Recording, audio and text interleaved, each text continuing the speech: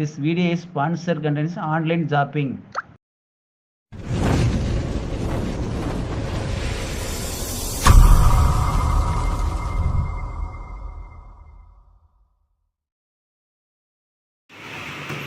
பருப்பு மசாலா சுண்டல் செய்வது எப்படி? வாங்க வீடியோக்குள்ளே போகலாம். கொட்டிட்டுங்களா? இப்போ தண்ணி வந்து தேவையான அளவு தண்ணி ஊற்றுறோம். ஊறத்துக்கு ஊற்றிட்டோமா? அது ஊறணும். ஒரு மணி நேரம் ஊறணும். ஒரு மணி நேரம் ஊறிச்சுன்னா நல்லா வேவுன்னு வச்சுக்கோங்க. அதுக்காக இப்போ பாருங்கள், இந்த மாதிரி இல்லை, ஒரு மணி நேரம் கழித்து ஊறினதுக்கப்புறம் இப்படி இந்த வந்திருக்கோம். வந்துருச்சிங்களா? இதை என்ன பண்ணுறோம், நம்ம எடுத்து நல்லா ஒரு இது குக்கரில் வச்சு வேக வைக்கிறோம். ஒரு 4 விசில் 3 விசில் விட்டோம்னா போதும். விட்டோம்னா நல்லா வெந்துக்கும். வெந்த பிறகு 3 விசில் விட்டதுக்கப்புறம் வெந்தது பாருங்கள், இப்படி இருக்குது பாருங்கள். இப்படி என்ன பண்ணுறோம், இதை எப்படி எண்ணெய் ஊற்றி தாளிக்கிறதுன்னு இப்போ போகலாம். வாங்க வீடியோக்குள்ள. இப்போ போகலாமா? இப்போ பாரு, தேவையான அளவு எண்ணெய் ஊற்றுறோம். ஊற்றிட்டுங்களா? கொஞ்சம் காயிட்டு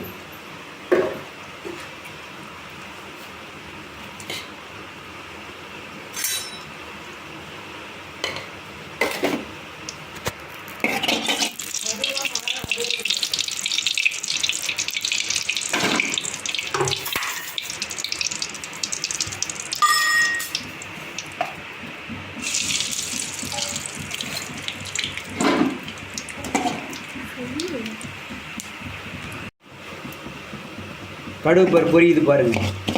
இப்போ அடுத்தது கருவேப்பிலை தழை போடுறோம். பார்த்து கருவேப்பிலை தழை போடுறோம்.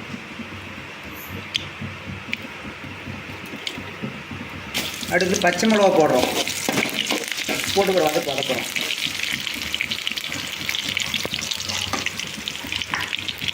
பச்சை மிளகா வந்து ஒரு 3 மிளகா போடுறோம். பெருவெங்காயம் கொஞ்சம் அரிஞ்சு வச்சுக்கிறோம். அப்புறம் எல்லாமே எடுத்து போட்டுக்கிறோம். ஒரு வதக்குறோம்.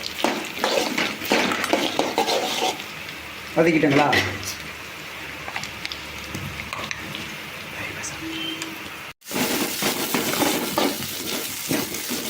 வெங்காயம் வந்து இப்போ போட்டாச்சு. இப்போ கரெக்டாக சிவப்பு வரலும் வணக்கம் வச்சுட்டாங்களே. வணக்கி கொஞ்சோண்டு தேவையான கொஞ்சம் உப்பு கொஞ்சம் போட்டுக்கிறோம். உப்பு கொஞ்சம் போட்டுக்கிறோம். அடுத்தது கொஞ்சம் மஞ்சள்தூள் 1 ஸ்பூன் மஞ்சள் போட்டுங்களா? அடுத்து கறி மசாலா 1 ஸ்பூன். எதுக்காக போட்டு கொஞ்சம் போட்டு சாப்பிட்டு டேஸ்ட் நல்லாயிருக்கும். இப்போ பாருங்கள், வெங்காயம் பாருங்கள் நல்லா வணங்கிடுச்சு. நல்லா இப்போ இந்த மாதிரி கலர் வந்திருக்கணும். அதே மாதிரி இப்போ வேவிச்சு வச்சு சுண்டல் வந்து கொட்டுறோம்.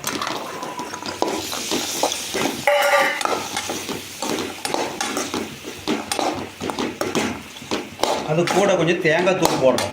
பாருங்கள், தேங்காய்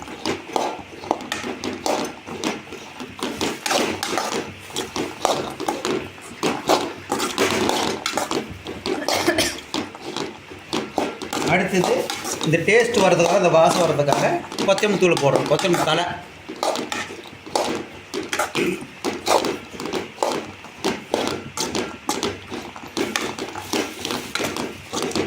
இப்போ வந்து அருமையான